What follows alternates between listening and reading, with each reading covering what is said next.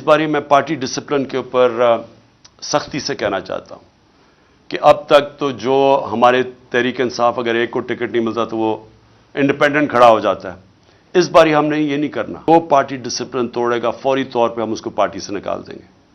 اور میں اس لیے کہہ رہا ہوں کیونکہ میں پوری اپنی دیانتداری سے کوشش کر رہا ہوں، اور میں آپ کو یہ کہتا ہوں کہ کسی قسم کی نہ میں نے سفارش آج تک سنی ہے، نہ مجھے کسی قسم کی کوئی لالچ کوئی دے سکتا ہے، تو میں اپنی پوری دیانتداری سے ٹکٹس دوں گا۔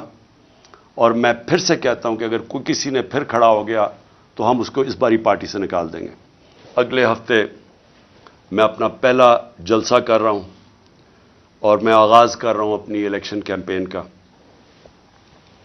میں اپنی ساری خیبر پختونخوا اور پنجاب میں سارے اپنی پارٹی کو کہنا چاہوں گا تیاری کر لیں۔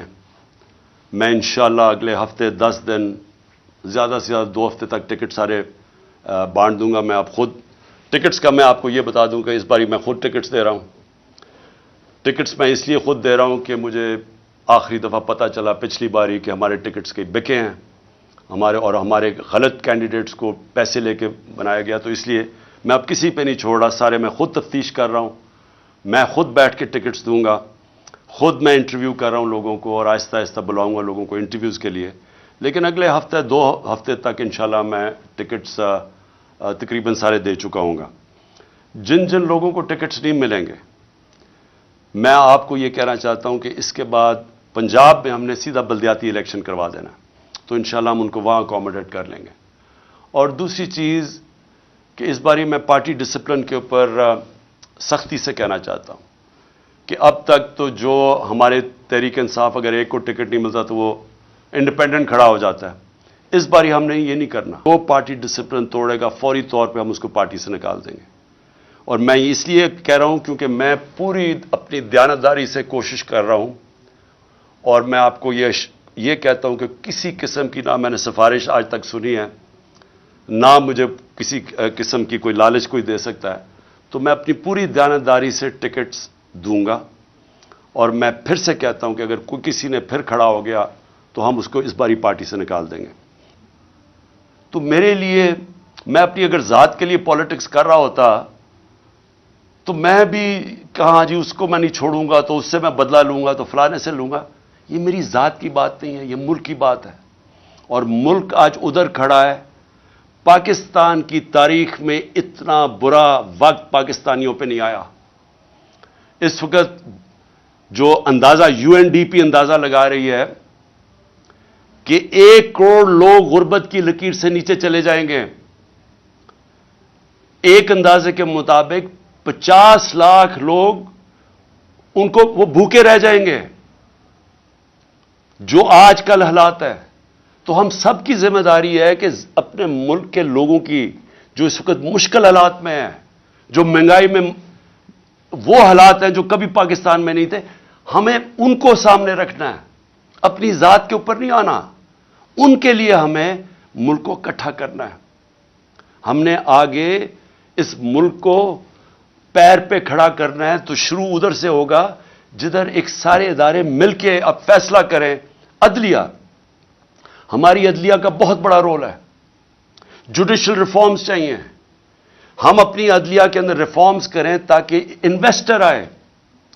سب سے زیادہ پاکستان کا اثاثہ میرے پاکستانیوں یاد رکھیں اوورسیز پاکستانی ہیں۔ یہ جو آپ کے تقریباً 1 کروڑ پاکستانی باہر بیٹھا ہوا ہے، ان کا پیسہ ڈالروں میں کمایا جا رہا ہے۔ یہ اتنا بڑا اثاثہ ہے کہ ہم تھوڑی عقل استعمال کر لیں، ملک میں ماحول ٹھیک کر دیں، جس کو کہتے ہیں انویسٹمنٹ انوائرمنٹ ٹھیک کر دیں، ایز آف ڈوئنگ بزنس کر دیں، ہم ان کے لیے رکاوٹیں کم کر دیں، ہم اپنی بیوروکریسی کو، سول سروس کو، اپنی عدلیہ کو، اپنی فورن مشنز جو بیٹھی ہوئی ہیں، ہماری جو فورن ایمبیسیز ہیں، سب کو لگا دیں کہ ہم نے ان کو سہولتیں دینی ہیں پاکستان میں، تاکہ یہ اب پاکستان میں سرمایہ کاری کریں۔ آپ کو اندازہ نہیں کہ اس ملک میں کتنا پیسہ آ سکتا ہے۔ جو ہم تھوڑے تھوڑے ڈالرز کے لیے ذلیل ہو رہے ہیں دنیا میں، ایک دفعہ بیرون ملک پاکستانیوں کے لیے ہم ماحول بنا دیں اس ملک میں اتنا پیسہ آ سکتا ہے، ڈالرز آ سکتے ہیں کہ ہمیں کبھی آئی ایم ایف کے پاس جانا نہ پڑے. آپ کو میں ابھی بلومبرگ ایک وہ میگزین ہے بلومبرگ، اس میگزین کے اندر، کیونکہ دنیا کے اندر دنیا کے جو ملک ہیں ان کی معیشت کے اوپر وہ کامنٹ کرتی ہے. دبئی میں ذرا یہ غور سے سنیں، دبئی میں 20,000 پاکستانیوں نے پراپرٹیز خریدی ہیں، 10.4 ارب ڈالر کی. ہم آئی ایم ایف کے پیچھے، ہمارا پروگرام تھا 6 ارب ڈالر کا، ہم نے 3 ارب ڈالر لیے تھے اپنے دور میں. ہم اس کے لیے اپنی آزادی بھی کھو بیٹھتے ہیں، اپنی عزت بھی کھو بیٹھتے ہیں. صرف 20,000، یاد رکھیں 1 کروڑ پاکستانی باہر ہے، 20,000 پاکستانیوں نے دبئی میں 10.4 ارب ڈالر کی پراپرٹی خریدی ہے. تو وہ پہلے تو پوچھیں وہ دبئی میں کیوں خرید رہے ہیں؟ اور وہ تو یہاں سے پیسہ باہر جا رہا ہے نا. ہمیں پتہ ہے کہ یہاں بڑے بڑے جو بدقسمتی سے یا طاقتور لوگ جو یہ پیسہ چوری کرتے ہیں وہ سارا باہر بھیج دیتے ہیں. یہ جو سارے مے فیئر کے فلیٹ اور یہ سارا یہاں کا چوری کیا ہوا پیسہ گیا ہوا ہے. تو میں تو صرف دبئی کی بات کر رہا ہوں، میں تو یورپ کی نہیں بات کر رہا، میں امریکہ کی نہیں بات کر رہا، میں انگلینڈ کی بات نہیں کر رہا، لندن میں کتنی پراپرٹیز ہے پاکستانیوں کی اس کی بات نہیں کر رہا، میں تو صرف دبئی کی بات کر رہا ہوں.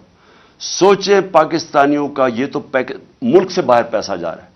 یہ سوچ لیں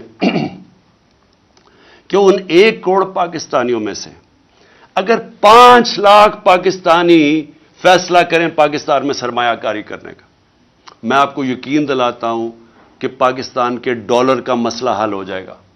لیکن اس کے لیے رول آف لا، قانون کی حکمرانی، وہ ماحول بنانا پڑے گا جس میں ان کے لیے آسانیاں ہم پیدا کریں تاکہ وہ پیسہ اپنا لے کے آئیں. اور یہ دنیا میں جب ویتنام، یہ جو ملک آگے بڑھے ہیں، ان ساروں نے ماحول پیدا کیا جدھر سے باہر سے انویسٹمنٹ آئی. لیکن ان کے پاس، ان کے لوگوں نے نہیں کی، انہوں نے تو چائنیز انویسٹمنٹ لے کے آئے ویتنام میں. ہمارے پاس تو یہ ہمارا اثاثہ بیٹھا ہوا ہے، ہم نے صرف ماحول ٹھیک کرنا ہے، ہم نے ان کے لیے آسانیاں پیدا کرنی ہیں.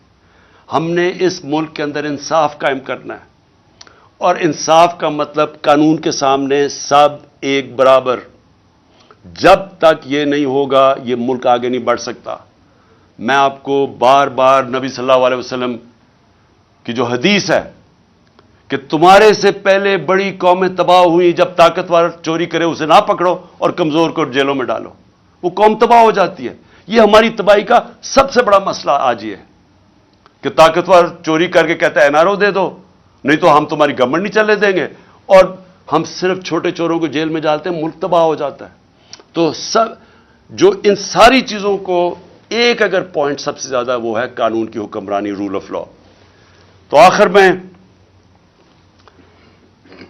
میں اور اس میں اور میں بتا دوں، ہم ٹیکس ریفارمز کر رہے تھے، ہم ایف بی آر کو ٹھیک کر رہے تھے، ٹیکنالوجی لے کے آ رہے تھے، ہم نے ٹریک اینڈ ٹریس سسٹم